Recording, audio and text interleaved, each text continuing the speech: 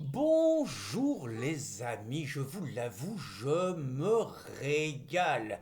Les gens de ma génération ont dû connaître ces bagarres en cours de récréation où deux garnements se tapaient dessus, où tout le monde faisait la ronde autour et criait du sang, du sang, du sang. Je me rappelle même les garnements que nous étions. Nous nous étions amusés un jour, nous avions fait deux cocottes en papier au milieu de la cour de récréation, on s'était mis tous autour, on criait tous du sang, du sang. Évidemment, un pion était arrivé, le sifflet, écartait tout le monde et les cocottes, qu'est-ce qu'on se marrait. Eh bien, figurez-vous que c'est un peu ce sentiment que je retrouve depuis dimanche à travers des bastons entre personnes que je n'aime pas, mais dont les bastons sont d'une telle violence qu'on ne peut que savourer quand deux, on va dire,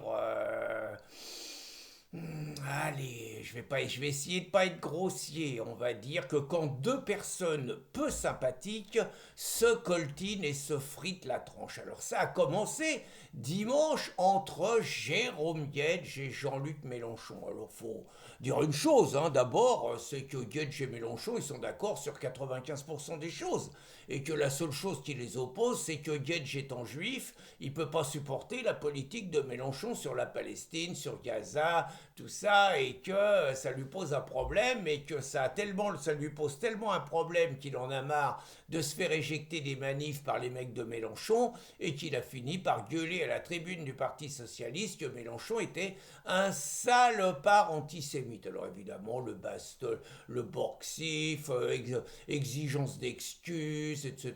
Bon, très bien. Et là, donc, j'ai regardé ce matin un entretien dans le même genre, hein, un entretien, alors je crois que c'est sur la 5 entre l'ineffable Anne-Elisabeth Lemoine, Patrick Cohen, on va revenir sur celui-là, et Rachida Dati. Alors là, du sang sur les murs, les mecs. Alors j'ai pas vu le début de l'entretien, mais ce que j'ai compris, c'est que Patrick Cohen, avec sa morgue, son arrogance, son air imbu de lui-même, satisfait, méprisant, il a dû la jouer avec Rachida Dati dans le genre est-ce que c'est vrai, Madame Dati? Et puis il a dû lui balancer les rumeurs de corruption qui ont l'air quand même un tout petit peu avérées. Et le pire, c'est que connaissant Rachida, ça serait pas forcément étonnant, donc de corruption de celle qui est aujourd'hui ministre de la Culture de Macron, après avoir été garde des Sceaux sous Sarkozy, après avoir été LR, après avoir trahi LR, après être revenu à LR,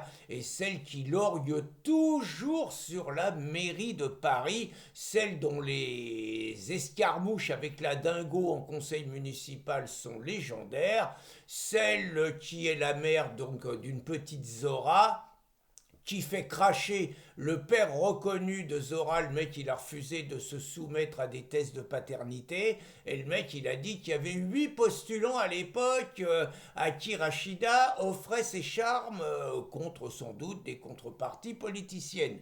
Donc le mec, il a pas voulu de faire de test. En attendant, c'est lui qui se prend la paternité et c'est lui, on peut faire confiance à Rachida qui se prend une méga pension. Donc le baston pour dire que d'un côté Cohen, de l'autre côté Rachida, très franchement, il n'y en a aucun qui est plus sympathique l'un que l'autre, mais j'avoue avoir apprécié quand même le côté teigneux de la Rachida. Donc je vous dis, le Cohen, il a dû la jouer, est-ce que c'est vrai que, et l'autre à la contre-attaqué, je vous ai mis la vidéo où le Cohen, il est sorti en slip de l'entretien malgré Anne-Elisabeth là qui est venue à son secours. Le mec, l'autre c'est une tigresse quand même, hein, la Rachida. Donc elle y a balancé, est-ce que c'est vrai monsieur Cohen que vous harcelez vos collaborateurs, et elle l'a pas lâché. Alors c'est encore un truc de Mediapart, vous voyez, hier je disais que Mediapart avait des procédés dégueulasses et je défendais ma copine Caroline Parmentier.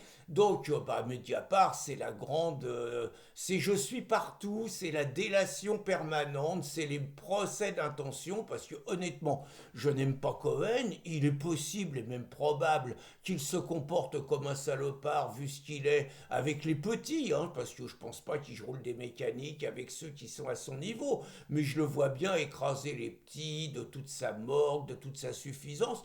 Honnêtement, c'est possible. Mais le coup du management toxique, je me méfie aussi parce qu'il suffit qu'il y ait deux personnes qui aillent pleurer chez Mediapart dans le genre ouais, il m'a mal parlé, ouais, j'ai fait une connerie, il m'a insulté, ouais, il me parle, il se conduit comme un chef. Bah, un chef, ça se conduit comme un chef, et un chef, en principe, de temps en temps, ça tape le poing sur la table. Donc, vous voyez, ça va être ouais, je dors plus, je pleure tous les soirs. Enfin, bon, les géniards de service, et vous avez un article dans Mediapart qui vous fait passer pour un salaud. Je crois que ça va arriver à Eric Tegner, le mec vraiment bien sur Frontières. Je crois qu'il s'est pris aussi ce truc du management toxique, vous voyez.